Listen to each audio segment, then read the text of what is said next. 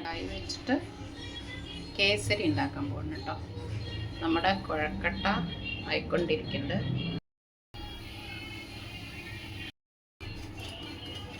റവ നന്നായിട്ട് വറുത്തെടുക്കണം. ഒരുവിധം 3/4 ഗ്ലാസ് റവയ്ക്ക് 3/4 ഗ്ലാസ് പഞ്ചസാരയും ഏലക്കയും കൂടി പൊടിച്ചു കൊണ്ടുവരണം. പഞ്ചസാര ഇട്ടു.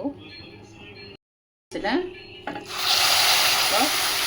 2 ഗ്ലാസ്, 1 ഗ്ലാസ് പാലും 1 ഗ്ലാസ് വെള്ളവും ഒഴിച്ചിട്ടുണ്ട്.